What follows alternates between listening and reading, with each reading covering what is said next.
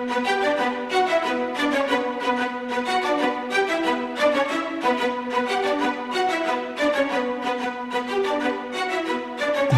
Network presents Football Time. Hey, and welcome to the Football Time Show. We're here. Week 2 is in the books. It was one entertaining week for sure. Yes, sir. A lot went down in week 2. A lot of good games, though not as quite as big a week as week 1, but it turned out to be a pretty entertaining week once it fully got started. That Oregon game at noon pumped things up for sure. Yeah. But let's get into our picks from week 2. You had a pretty hot week in week 2. Yeah, did really 10 and 4 overall in week 2 for the Dynamite. Let's start out with NC State, Mississippi State. One of your tough losses here. You were pretty bullish on NC State, but Miss State just played a little bit better. The defenses looked all right in this game. NC State's offense did not come to play in this one at all. No. This was one I had a feeling on, and I missed bad on this one. I had a few parlays that would have hit if NC State had managed this one, but didn't travel well. You told me they don't travel well. I still had a feeling. I thought their defense would show up a little bit better than it did. And just tough day for the Wolfpack. Yeah, definitely so. I think this sort of puts them in it's probably a fun team to have when they're getting plus at home, maybe a little bit in some of those smaller territories in the ACC. But I think you see they aren't probably a real contender for the ACC. Now we'll go through it. And, I don't know who is a real contender in the ACC right now. But I think they're just one of those spunky teams. If you see a good plus coming to them, you probably hammer them. But in a game like this, it just sort of shows where they are. Probably a middle, lower tier type team that can occasionally have an offensive outburst that does pretty well. But let's move on to one of your winners. Pretty easy win here. I think we both thought this would be a pretty easy win. And Virginia covered the -10 pretty easy on this one. Put it on Illinois pretty good. We spoke of contenders in the ACC. I think Virginia is one. I love the way they played, and they got a pretty big game this week. But this game, they just showed exactly what they were. We're capable of rushing, we're capable of passing, and just shut Illinois down pretty good here. Yeah, I've been really impressed with Brendan Armstrong. He's slinging it around really good. Their offense is clicking. Yeah. And can't really judge the defense too harshly against an Illinois team. Yeah. So I think most defenses would do well against Illinois. But they got a good matchup against UNC coming up this next week, and might be looking at Virginia for that one. That'll be a really telling game. I just love the way this Virginia offense is looking. It's sort of been their bugaboo in the past couple of years under Bronco Mendenhall. They seem to have it flying. We'll see if they have it flying versus, an elite matched up team in North Carolina next week. But Illinois, after that fun little victory over Nebraska, has sort of shown their colors the last 2 weeks. Definitely. So, I think we got a little hyped up that they might be able to sneak into that 4 or 5 win range. I think they're going to hover, around 2-3 win range. Now, after really sort of seeing how they play, but a good win there and an even better win on the next one. Western Kentucky +7 versus Army. I was sweating this one the whole game. This one was pretty much over in the first 3 quarters in the game. But anyway, Western Kentucky decided to make a nice little late push there in the final about 4 minutes and sort of clawed their way back into a cover on this one. And you ended up with the win. Army, probably the better team overall. Western Kentucky seemed to struggle stopping that option the whole game, but did find their offense there late in this game. Yeah. I was watching it. I was really hoping they could put together something, and then they got down 10 with about 2 minutes left and went down the field and got me that backdoor cover. Only lost by 3. I had the +7. So really happy there, but barely got that one out. Yeah, I had clipped this one off because it cost me a parlay at 35-14.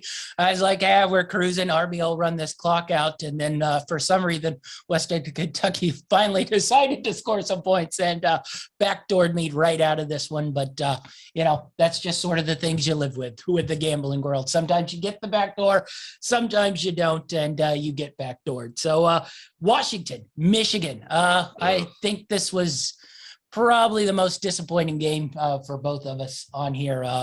We thought Washington might be able to sort of mess around and hold them down. But their defense, once again, looked pretty good, held Michigan to 44 yards passing. I think we can put the kibosh on Michigan, having found a quarterback in here. Yes. But they could not stop the running attack of Michigan. And once again, that offense just, I think poor would be a kind word of saying. Yeah, Washington can't score. They can't move the ball. Just completely inept on the offensive side of the ball. I think they're going to have a lot of trouble the rest of this year. Yeah, I'm getting a little bit worried that they are going to be really, really bad. I'm curious about this game. Jimmy Lake, if they go really, really poor, how long do you think he gets up there? They're a little bit more patient than some of the teams, but they are a team that has had history, does have a national championship to their name. So yeah. I'm just curious how long they wait before, trying to make a big splash and bring in a big name coach. Lake was the defensive coordinator under Peterson, so they sort of hired within. If this gets really, really ugly and we're talking 2-3 wins, do you think he's gone, or do you think maybe he gets another year to try to get this thing right? I think he definitely gets another year. Plus, I think they may be able to pull some wins out of their hat. This Pac-12 is a little down this year, so we'll see what the schedule brings. But I think Washington's going to play it slow, probably not do anything too drastic this year. Yeah, I will say, watching this game, it doesn't look like they don't have players on offense. I thought some of their skill positions, their receivers guys are pretty solid players. The running back looks solid. Their line is not very good. The quarterback I wouldn't call good, but he looks like he can functionally throw the ball. They almost had 300 yards passing. That's what they look functionally like, but nothing ever produces out of it. There's no points ever coming out of it. And this has been a problem probably 2 or 3 years now, where if you go stat by stat wise, you see it and it's like, well, why aren't they scoring points? Yeah. And they just don't score points. And as good as your defense can be, if you can't score points, you aren't winning games. So it'll be interesting to see how this team produces the rest of the season. But little bit disappointed in the way that offense produced versus Michigan. Next one, I hope no one watched this game. Just followed the score along. Maybe the second half. Second half, at least there were some points scored. Rutgers, you got -2 versus Syracuse. This I had on a small TV in the corner there. That first half was brutal to watch. The second half was not much better. But overall, Rutgers comes away in a very Greg Schiano way, wins 17-7. What do you make of this Rutgers team? It's not pretty, but 2-0 so far.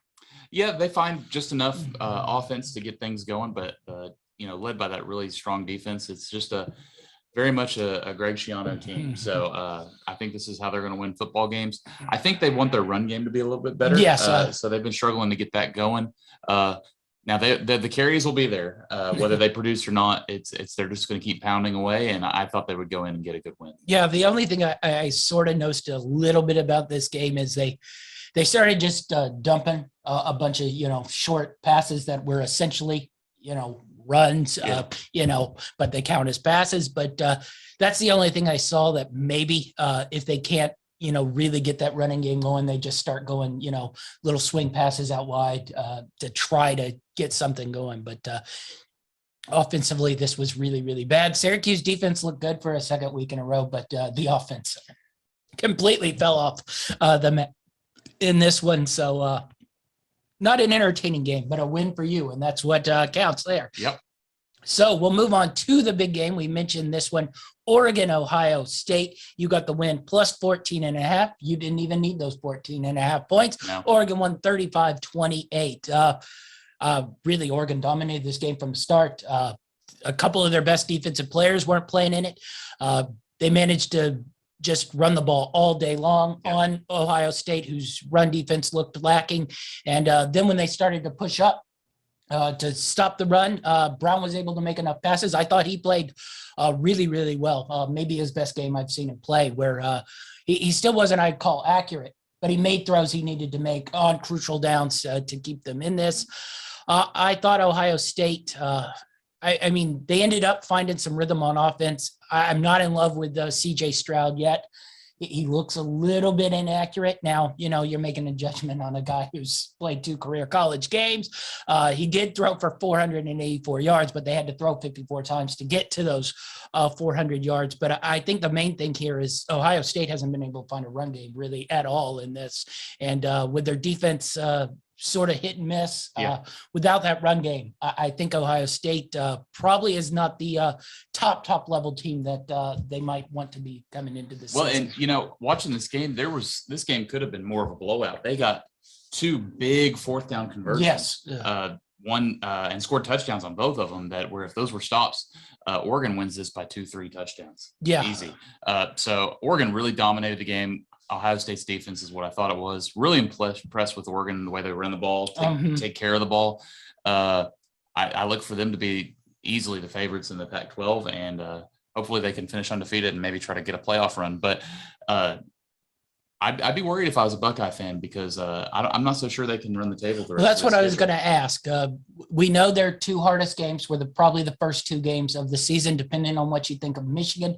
They avoid, Wisconsin, and I believe they avoid Iowa too, don't they? So, the 2 other teams on that side, Indiana has looked down this year. They don't look to be a real threat. So, Ohio State has looked vulnerable in both these games, but the schedule now lays out where they probably will be at least double-digit favorites in the rest of the games, depending on how Michigan goes. Do you think there's a way where they might get snapped up there? I think a couple of years ago, Purdue caught them when their defense was similar to this, lacking.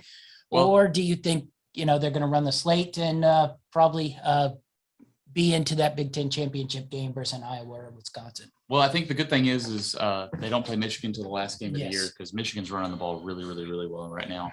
And I think Ohio State's defense would have a tough time with it. I could actually see a team that plays smart, like a Michigan State. Maybe could knock off Ohio State. We'll definitely see where they're at this week, Michigan State. But I'd be worried. I don't think you can just sling it around like this, not have any run game or defense, and win in Big Ten football. I think this is more similar to that team. I think, 2 or 3 years ago, the ones before Fields, where they got snapped by Purdue. They got snapped, I think, in another game earlier in the year where I believe it was Oklahoma, where they just couldn't defend enough, and they just had to air it out the whole time. They didn't have a real solid running game to sort of bank on and keep this game close within the half. So it'll be interesting to see if they can run this table and get into the Big Ten championship game. The other thing I wanted to talk about, Oregon. They got their big win now. How much leeway do they have? Do they have to go undefeated? I mean, it is very, very difficult to go undefeated. Alabama has won all their national championships and only gone undefeated 1 time in that. Does Oregon have a way to get into the 4 if they, happen to drop one of those Pac-12 games? I don't think we think the Pac-12 is great on the northern side, but some of those, teams in the South are more than capable of beating them. Do they get a pass if they, trip up in one of those games? I guess that really depends. I mean, they would need some help if they tripped up, I think, because I think the committee would take a 1-loss Georgia, or I think they probably have the edge over a 1-loss Oklahoma, in just my opinion. But I think that puts them right on the outside looking in if they get a loss. So I think they have to run the table to ensure that they're in there. Potential's there with 1 loss, but it's definitely not a sure thing. I struggle if they lose 1 game, why you'd keep them out. If they go into Ohio State, they'd have to win the championship game. They would have, but if they were to lose that game, I mean, I don't know. It bothers me that Oregon won't get their chance even now that they got their win, if they happen to drop one of the games. I think we've both watched this team, 2 games in a row. They played really well. I think if their defensive guys come back, we think talent-wise, this is one of the probably best 4 teams in the country right now. Now that might change, later in the season. But if you ask me, do I think the Ducks are worthy of being one of the 4 best teams? I definitely do right now. And if they happen to trip up, I don't think it should just knock them automatically out because, they lost a game to USC or UCLA or Arizona State or Utah, or even maybe a tricky one like Stanford or something. So I'm hoping they can manage to get into that playoffs and we see this team, because I really like the way this team looks right now. All right, so big win on Oregon. Speaking of big wins, Air Force and Navy. This wasn't quite as slow as the Syracuse Rutgers game, but it took a little bit of time to get into it. I was sweating this one for a little while up until the third quarter. It was just a 7-3 game. Yes. It was just kind of no offense, just a little ding, back and forth. And I was getting a little bit worried because I had a big spread with Air Force, almost a touchdown. Yeah. But they pulled away in the second half, took care of business. I had no doubt that was going to happen. Just this Navy team is just toast. They're not the Navy team that they used to be. Air Force talent sort of won out here. They played, a tight game, and then as it sort of played out throughout the thing. Air Force's talent just played out. What do you make of Air Force? You think they can be a fringe challenger in that Mountain West? I think that Mountain West pretty deep conference right now. Yeah, I really like the Mountain West. We'll see. I don't know if they've got enough offensively. With some of these teams, like I don't know if they can hang with Nevada offensively, but a solid Air Force team. Like I said a couple times, I think they're the best military school this year. Yeah, definitely so. All right. We'll go to the one that we both were a little confused by on the line. San Diego State +2 versus Arizona. San Diego State crushes Arizona. Arizona scored 14 versus BYU. They scored 14 versus San Diego State. I think we were really confused at why this was +2 versus San Diego State defense that is a legit, top 20, maybe top, 15 defense in college football. So this one went about how we thought. Yeah, I was, it looked like a no-brainer from the start. Turns out it was a no-brainer. So maybe next time I'll put a little bit more on it if I see that happen again. Yes. San Diego State's offense is, it looks solid enough to also, I think, be a fringe contender in that Mountain West with their defense. Their running game has been really, really solid. They haven't asked the quarterback to do too much. I think that's their biggest question mark. As long as they can stay in these games where they don't get too far behind, I think they can be a fringe contender too. So it should be a fun Mountain West year this year, definitely for sure. All right, the big one. Iowa State, Iowa pretty much owned this game pretty much throughout. Iowa State, once again, just starts poorly to start the year. They had a tough game versus Northern Iowa and did not look much better in this, game versus Iowa. Purdy was bad. Iowa created a lot of turnovers. What'd you make of this one? Tough loss for Iowa State. Yeah, just lack of explosiveness offensively on that side of the ball. I was just watching, and Iowa was making big plays. Iowa State, they were just moving the ball too slowly, not explosive enough. Purdy turned it over too many times, a couple times leading to scores. So I just this one I just thought was I talked myself into this. Yeah, I didn't want to take this one. I ended up taking it, and I should have stayed away. But this Iowa team looks legit. Maybe they could win the Big Ten this year. They could. The only thing that I thought was weird about this, Iowa didn't even really open up on offense. They stayed pretty vanilla and pretty much just trusted their defense that it was going to get a couple turnovers from Purdy. That's what they did. They extended the lead, and then, Iowa State just had nothing on the other side of things to, really get by them.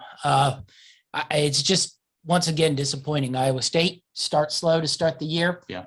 By week 6, I'm sure they will be beating everybody, 48-13. But if you can't win your early games, it's not going to help you at all. And you aren't going to get any breaks either. If you're Iowa State, the committee's just going to look at you and laugh. You aren't, I think Oklahoma, Texas can get away with starting out slowly and still get the benefit of the doubt, but Iowa State's not getting any benefit of the doubt starting slowly again. It's a little bit disappointing here. Be interesting to see how Iowa goes throughout the year.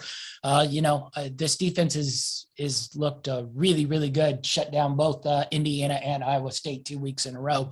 We'll see if the offense comes along a little bit. I haven't been totally in love with that, but the defense looks real legit to start the year. So we'll move on. You had the Purdue UConn game. Under 58.5. This one started out explosively, and then Purdue pulled back the G forces on this one, and UConn once again has nothing to offer on the other side of things. So this went pretty much to form, but a good pick here, it turns out. Yeah, I was actually starting to sweat it there a little bit. Got through the third quarter, they'd already scored 49. I had one more touchdown to give up to stay on that under, and they managed to not score any in the fourth quarter. So thank you, Purdue. Good bet there. But yeah, UConn, probably the worst team in football. Yes. Just think Lincoln Riley is not the coach of Purdue, because I think they would have hit the 70, because Oklahoma was very happy to score 70 and 80 points. And for some reason, ESPN was still cutting in with highlights during games when it was 65-0. Why? I don't know. But anyway, Purdue pulled back the throttle on this one and got your under. So pretty good pick there. Yeah. Your day continues. Another game, I think this probably charts up as our other biggest disappointment, Buffalo, Nebraska. Yeah. I'm done with Buffalo. The thing with this, though, Buffalo was there the whole game. The defense played really, really well, and the offense just could not get going at all.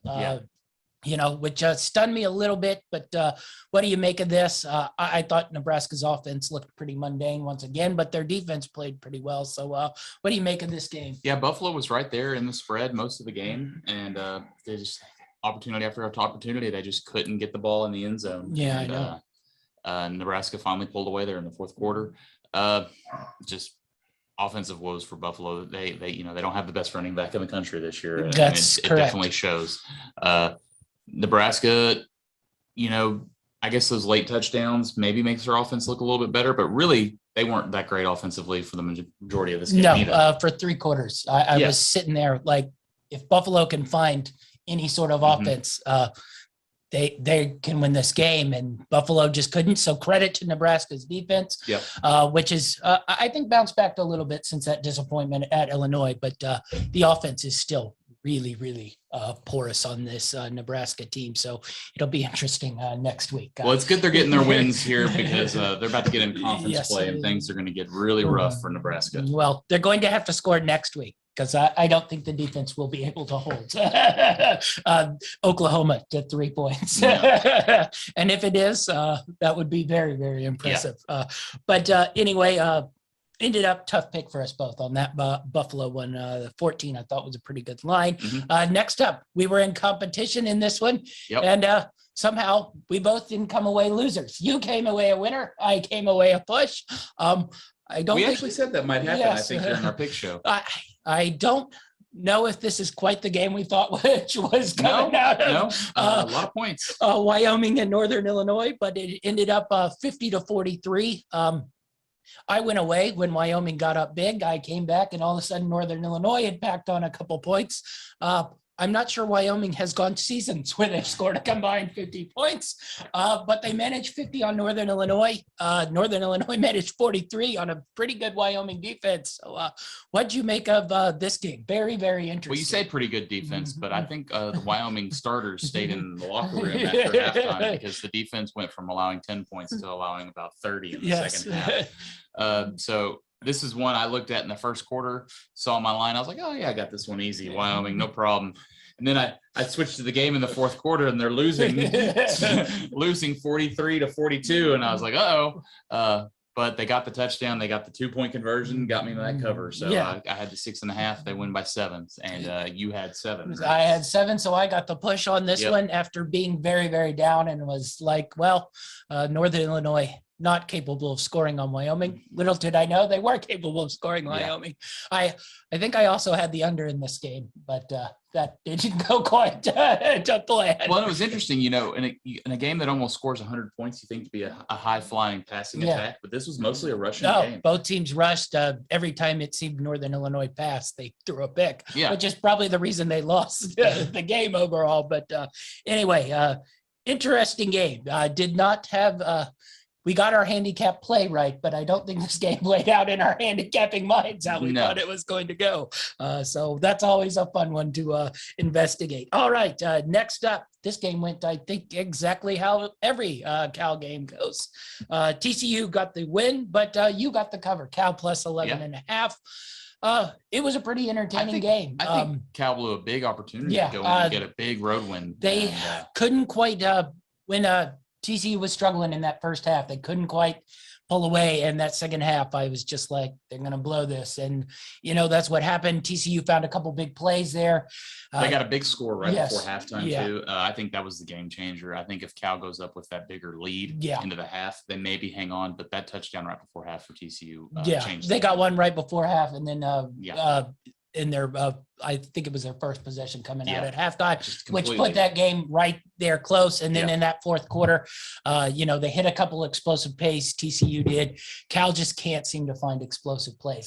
If you could bring Deshaun Jackson back into the fold or something, I think this Cal team could be dangerous. But I don't think their offense is bad, but it's just so plodding. They have to run so many plays to get scores. It's really, really difficult. But once again, Cal 0-2, but I think combined 6 points in their losses. So tough beat for Cal, but I think this will be an interesting team to sort of play out through the Pac-12 North season here. If Wilcox can keep them motivated, say, look, guys, we were in both of these games, keep them into it and doesn't lose the team, they might still pull off some big wins this year. Yeah, definitely so. And all right, the next game, I think that didn't quite play out how we thought, but Memphis minus 5.5 versus Arkansas State. You got the loss on that one.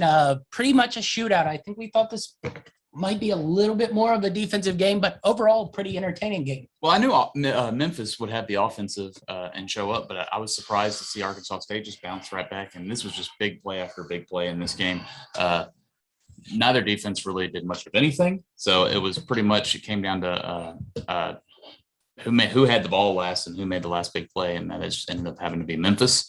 And they hung on and didn't quite cover the spread, but a good solid win, I guess, against Arkansas State. Yeah, I think this is a pretty good win to go into Arkansas State. We mentioned it on our preview show. That's not an easy place to go to.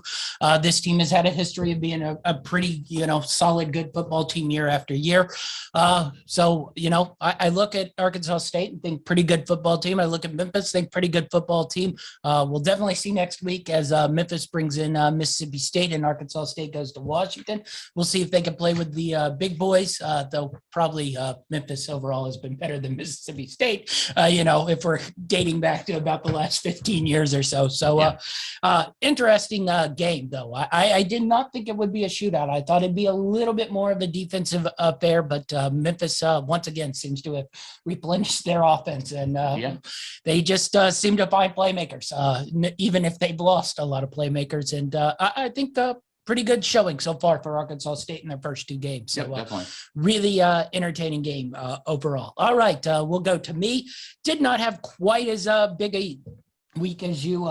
Ended up 7-10-1 in those picks. I did give you 2 parlay wins, though. If you watched Saturday's show, that's why you should always watch Winning Daily. Give me a couple extra days to put things together, and I can find you some wins. I also hit 2 upset specials that I gave you on Saturday, so not as good in the straight bets, but 2 parlay wins puts me in plus money on the week on the college football. So we'll start out with a loss on the Tennessee-Pittsburgh under.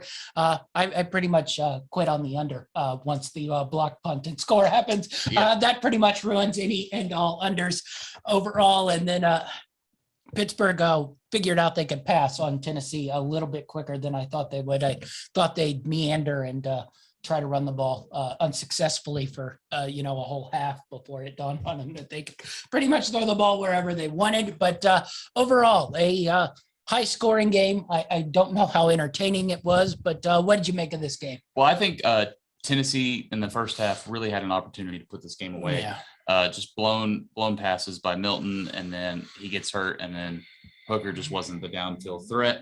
And I just feel like if Tennessee jumps on this Pittsburgh team early while they're still trying to run the ball, they could have been up 2-3 touchdowns, put this thing away. They didn't. Pittsburgh figured out they could pass the ball, and the rest is history. Yeah. Tennessee was right there, but could never get it quite all the way back. Had a questionable spot where Tennessee was going in the score that caused a missed fourth down conversion. But Tennessee really had plenty of opportunities to put this to really win this game. I think they were the better team, but couldn't quite do it. Credits to Pittsburgh for finishing it up.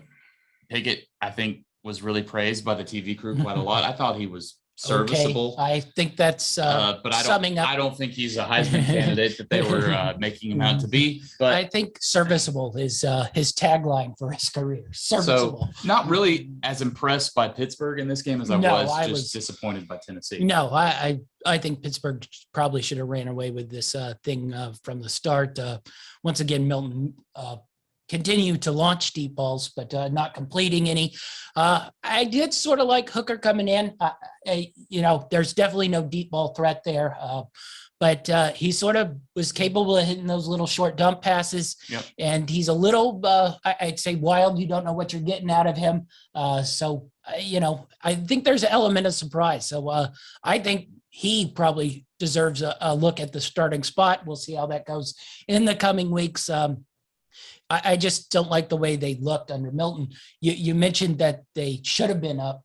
If he hits any of a couple of passes, and I'm not talking about those, 60-yard bombs. There were 2 or 3, streaks down the middle. I know that one, I believe it was a tight end that he, overshot by about 20 yards. That's a basic pass that should have been completed. That puts the Vols up like 17-0. Yeah. And I think that hits Pitt a little bit harder than that sort of 10-0 score. And then, Pitt figures out they can throw the ball on pretty much every play. They no longer are trying to run. And this game just gets in sort of that score fest that it was, that I did not think it would. I thought this would go under, but Pitt figured out the passing game quick, and Tennessee made a couple plays on special teams that got them a couple scores. So that one was a loss.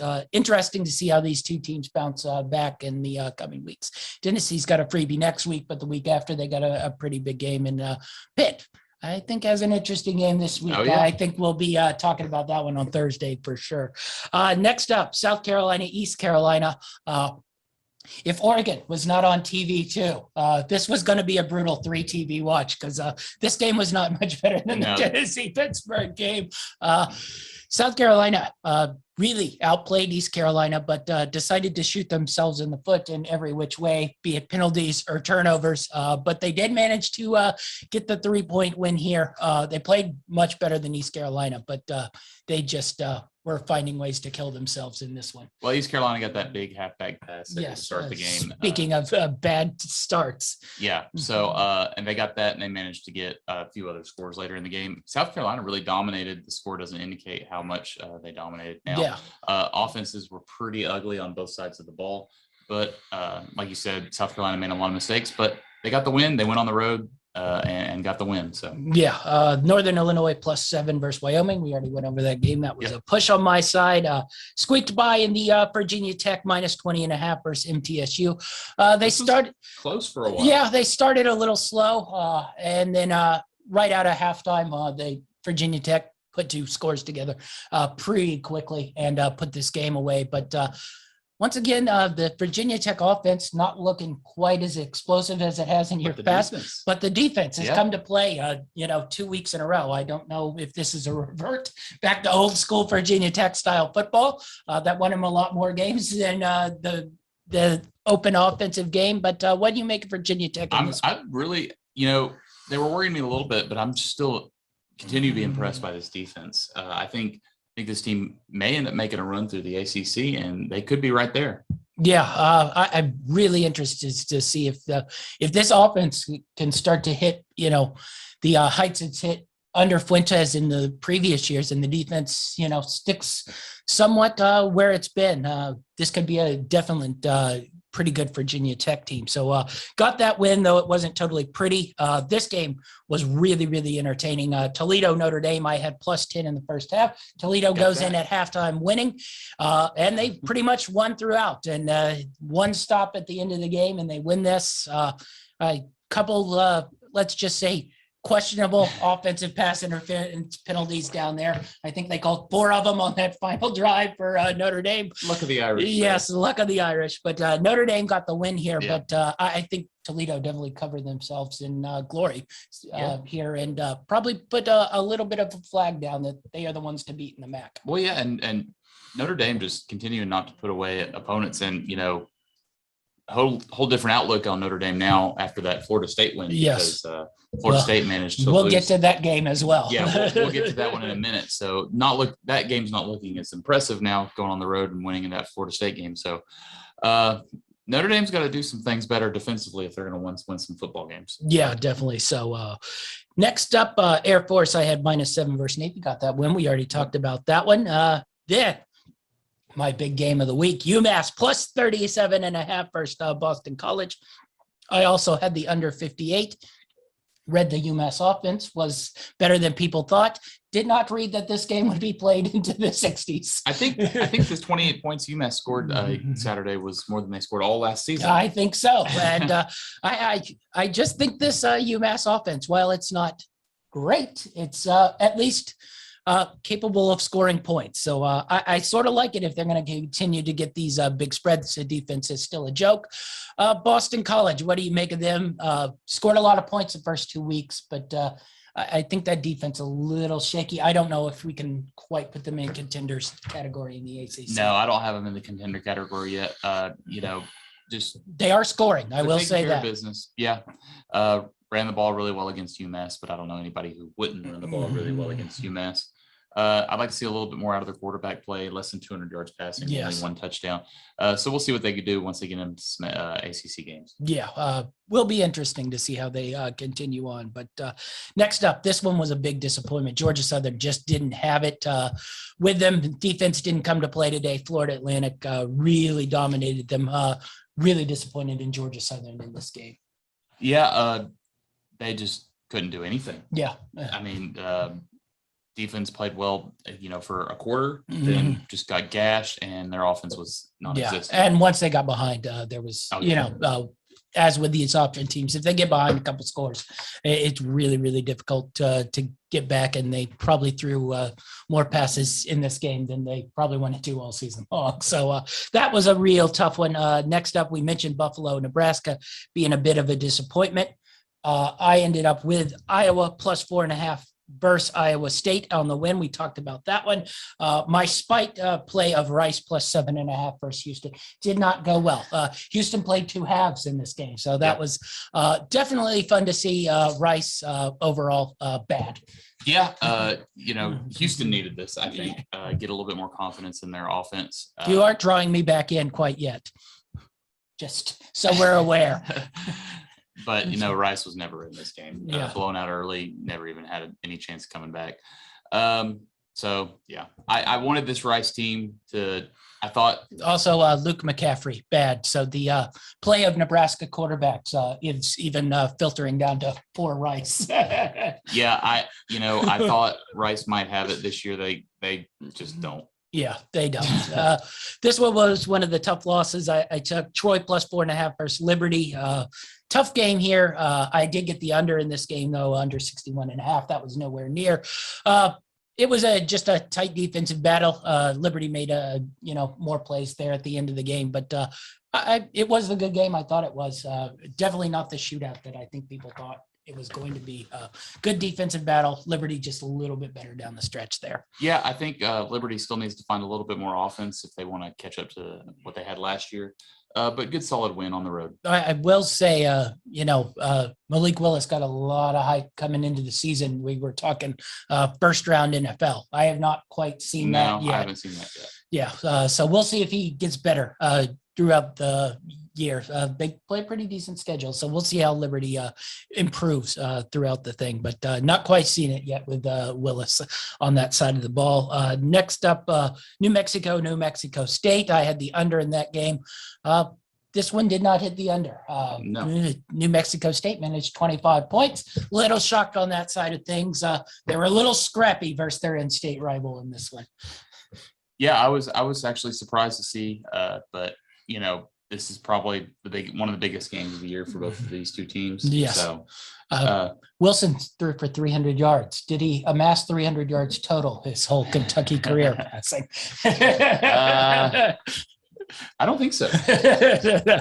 I recall a lot of like 5 for 10 for 88-yard games in his Kentucky career. But I guess good win for New Mexico. Put up a lot of yards. So we'll see how they do with this. New Mexico State bad once again.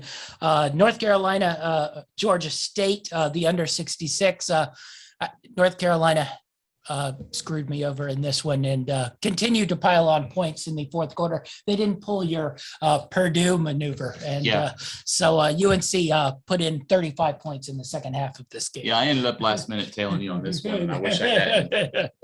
Well, you didn't bring me any of my Purdue magic. Mac Brown decided it was a good decision just to keep scoring so he can have his way and we can re-hype North Carolina. But I'm not totally buying that the offense is back. It was 24-10 at halftime in this one. So I'm not quite sold on North Carolina yet again. Next up, we have the Washington-Michigan game. We talked about that one. That was a tough luck loss. The parlays I gave you, I went 10-2 on those. Virginia, we talked about Miami, Appalachian State. We didn't get into that game. That was on the parlay list of mine. Cost me that one because I also had it with San Diego State. What did you make of this Miami? Well, I was wanting to ask you actually, would you take this more as a reflection on Miami or App State? I was watching it, and once again, it's like there are moments in Miami where you see a team that can play with Clemson, can play with, elite teams. And then there are just stretches where they look like the third or fourth best team in Florida. There's just no consistently series to series on either side of the ball. There's a series on offense where they're bam, bam, bam, explosive play down the field, score a touchdown. There are plays where it doesn't even look like teams can block them all across the defensive line. And then on the next thing, they're giving up a swing pass for 70 yards, which you're like, what is going on here? You have so much speed. You have elite level guys on that side of the ball. A swings pass should not go for 70 yards first you. So I just don't quite know how to read this team overall in that one. But I guess we'll see again. Miami play another tough one this week. All right, we'll go to the games we did not quite put bets on overall, but Coastal Carolina cruised pretty good versus Kansas. I thought Kansas had a pretty good showing. What'd you make of that one? Went in, took care of business. I had a nice little special bet that I hit on that Friday night, which is this game to win by 25 and the next game, Boise State, to win by 25.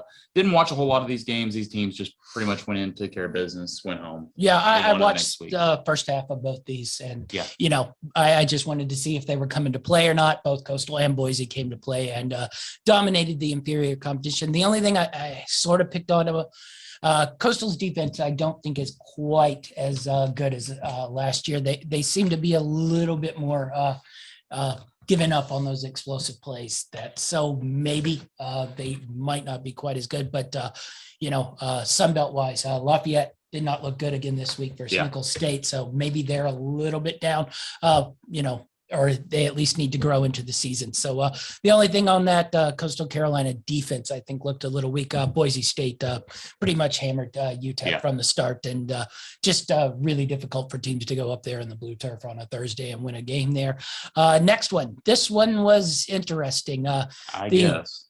Vaunted A&M team that is loaded with playmakers all over essentially had 3 points for the whole game until I believe the last or second to last drive of the game. They ended up squeaking by Colorado 10-7.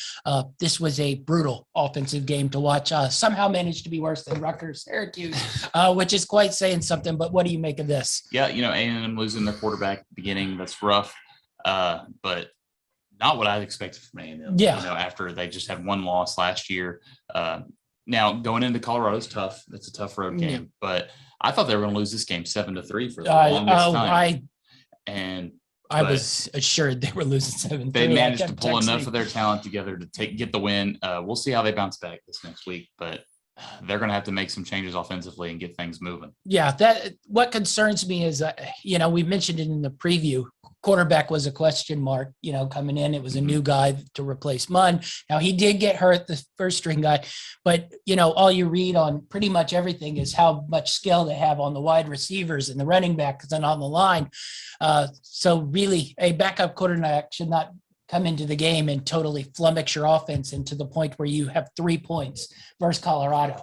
As tough a place as it is to play, there should be more points scored than that. So I think that's a little disconcerting, but I think both me and you thought A&M might be a little bit overrated. We'll see how they bounce back in the coming weeks on that one. Next up, Florida, South Florida. This game wasn't really close, but I must say it continued to be a little suspect to this Florida team. I haven't thought they've looked very good in their two, sort of easy patty cake games to start the year. Well, we're gonna find out this next week. They get to play the big dogs this next week against Alabama. I'll be interested to see if they can hang with them. But no, defense didn't look that great. I don't think they gave up some plays to a South Florida team. I think they should come in and dominate it. Definitely so. There's starting to be a little bit of a quarterback thing. Now the Richardson did end up leaving with an injury, but he's looked much better than the Powers guy. Yeah, and I've heard that injury is nothing too serious. So he may come into this Alabama game as a starter. He also might have seen Alabama next week in the schedule, and he got a little tight in that one. Why don't you play that game, and I'll come back the next week and put it on somebody pretty good. So this game wasn't really close, but I was a little concerned. South Florida put 20 on them, and they just haven't looked pretty, I'd say, in their two games to start the year versus their patty cake opponents. Next one, Stanford, USC. I think we didn't say upset in this one, but I think we both talked about there's a possibility. We'll get to the other team that 1 week looks like they're playing well. The next week loses by 20 points and to Stanford. And we just got in word that Helton, no longer the coach. Just saw about 5 minutes ago on my phone, Clay Helton out as coach. So. Well, I think that was pretty much due to that. I'm glad they waited a whole 2 weeks into the season to crapola their whole season. But I've never understood mid-season firings. I can understand mid-season. Week 2 seems, I guess they're going to get the drop on the next good coach coming in there. Well, they just got boat raced by a Stanford team that got beat pretty bad last week. Yes, by Kansas State. So, it wasn't even like they were going to Stanford. This was in USC, but this game was just poor. They didn't.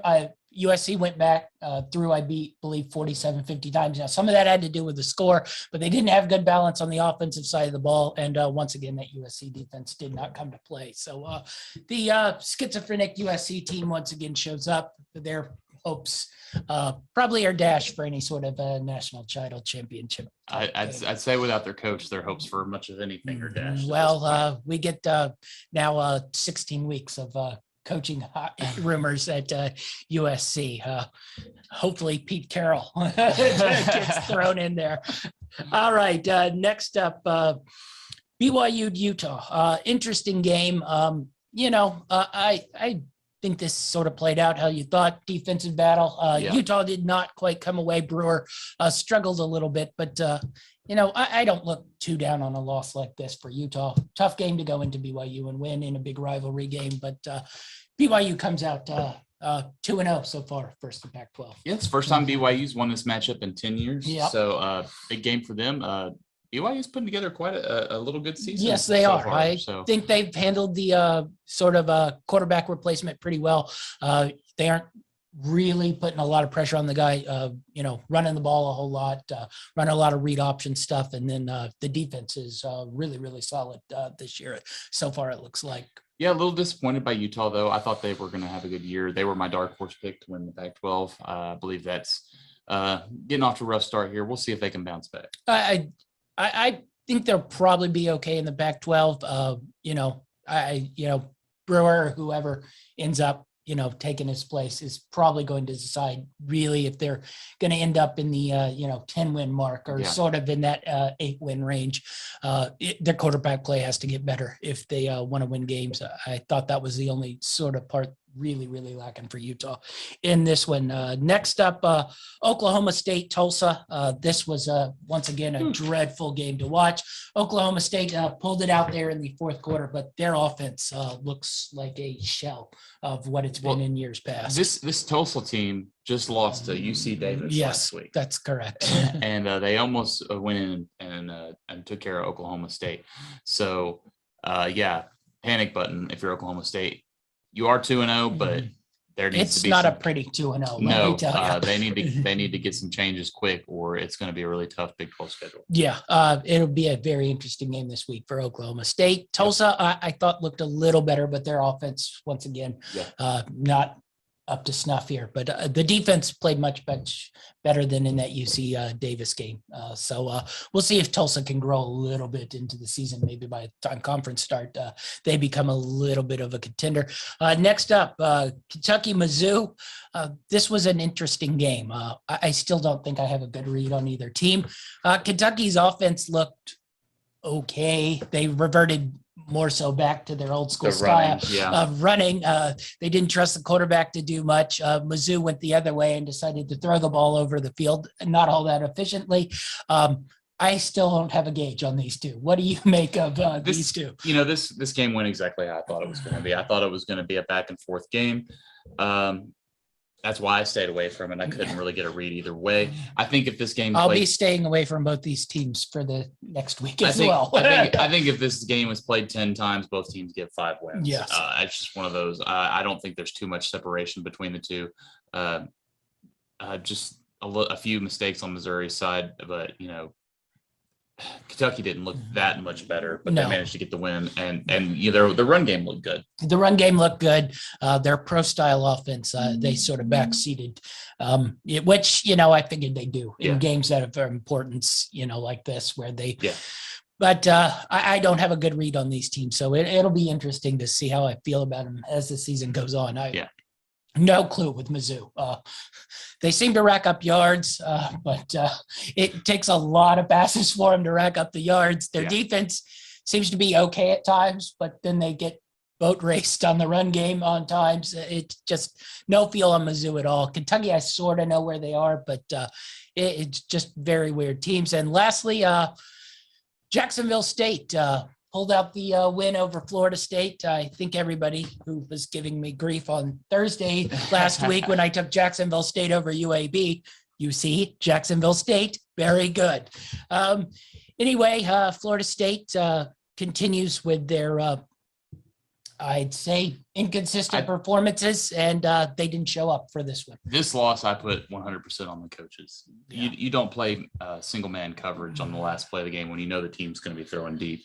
Just boneheaded play there costs this team the game.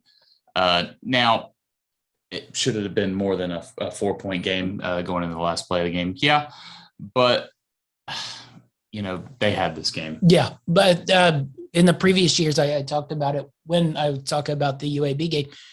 Florida State has struggled with Jacksonville State, and this time they didn't get the late game pullout. Jacksonville State got a miracle play, but it'll be interesting. I mentioned last week after the Notre Dame game, I thought Florida State played hard throughout, even when they got down. We'll see how they bounce back from this one after losing this. And this is a season crusher right here. And lastly, speaking of inconsistent teams, we'll break down the Texas-Arkansas game. Guess what? Texas, not good this week after being good the first week. Texas, not back. People keep saying they're back. Until I see it, they're not back. Yeah. Basically Arkansas bullied them on the offensive line. I think we thought that's what Lafayette would do. Texas held up to it, but they didn't hold up to it this week. And I thought they quit too in the second half. They looked soft and like they didn't want to be there. And this is a good Arkansas team. Yeah. Give Arkansas the credit. Yeah.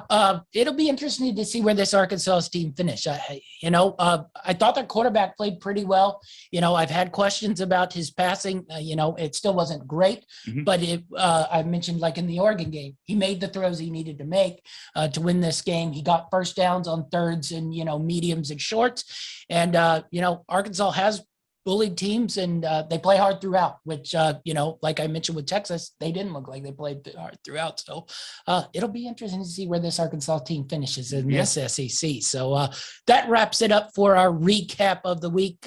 Thursday, we will be back with our preview and picks to the game. It's going to be a lot big week. of good games this week. Big week. Very excited to see how many picks we have. We're probably either going to go really, really big or probably really, really low. I don't know quite where it falls, but a lot of good games this week. I'm hoping to keep my winning streak moving here. Yeah. I'm looking good so far. It's early in the season yet. All right. So be sure to join us on Thursday. Like and subscribe so you don't miss any of our shows. We'll be back with our NFL show tomorrow on Football Time. So you can catch that as well with Achilles Rain. That's our show, and we're out.